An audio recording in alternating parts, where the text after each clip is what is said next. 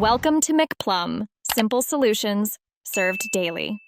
In this video, I will show you how to make your own flavorful chili powder from scratch.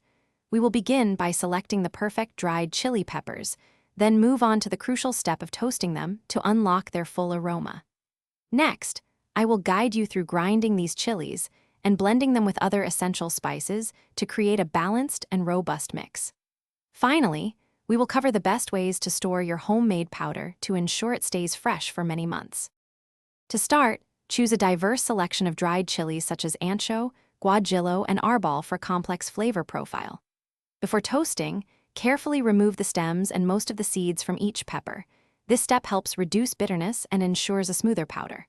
Then, place your prepared chilies in a dry skillet over medium heat, toasting them for about 3 to 5 minutes until fragrant. This brief toasting process is vital for deepening their flavor and aroma. Once your chilies are perfectly toasted and cooled, it is time to grind them into a fine powder using a dedicated spice grinder or a powerful blender. After grinding, transfer the chili powder to a bowl and incorporate other essential spices.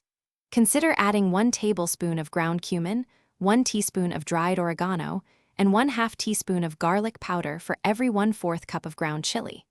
Mix all ingredients thoroughly until well combined, ensuring an even distribution of flavors. Proper storage is key to maintaining the freshness and potency of your homemade chili powder. Transfer your freshly blended spice mix into an airtight container, such as a glass jar with a tight-fitting lid. Store this container in a cool, dark pantry or cupboard, away from any direct sunlight or heat sources. When stored correctly, your custom chili powder will retain its vibrant flavor and aroma for up to 6 months, ready to elevate your favorite dishes. Thanks for watching. Stay juicy and subscribe.